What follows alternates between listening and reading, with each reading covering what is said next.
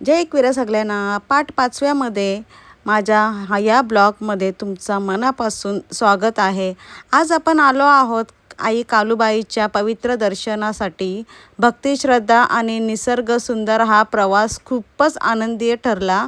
मंदिराचा वातावरण, जयघोष आणि भक्तीची गर्दी पाहून मन प्रसन्न झाला.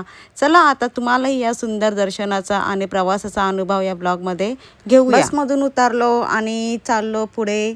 थोड्याशा पायऱ्या आहेत, आधी थोडंसं रस्ता आहे असं चढासाठी आणि इथून सुरुवात होते पायऱ्यांची. आणि खाली बघा गर्दी आहे. ज्या देवीला घेऊन येतात त्या आधी खालती पूजा वगैरे करून, पहिल्या पायरीवर पूजा करून मग वरती येतात.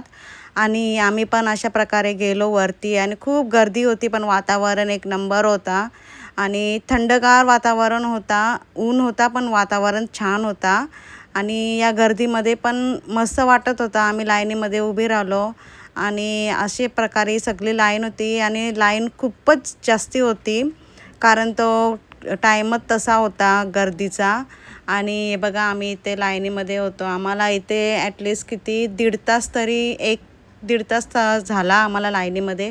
आणि अशी देवीची घरात देवी घेऊन जातात आणि देवीची पूजा वगैरे करतात. ते अशी देवीला इथे आईच्या चरणी दर्शनासाठी घेऊन येतात आणि दर्शन वगैरे झालं. आम्ही बाहेर आलो आणि बाहेर आल्यावर अजून एक देवी होती इथे आणि या देवींना बघूनच एवढा भारी वाटत होता.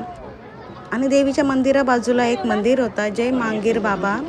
आणि या मंदिरात या देवाला अंडी आणि सिगरेट असते, ते चढवतात आणि त्यांचा काहीतरी असेल, आपल्याला तर माहिती नाही काय त्यांचा.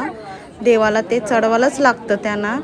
आणि अशा प्रकारे आम्ही पण दर्शन वगैरे घेतला तिथून आणि आलो इथे खाली. खाली येऊन बसमध्ये चढलो आणि आम्हाला जेवायचा होता.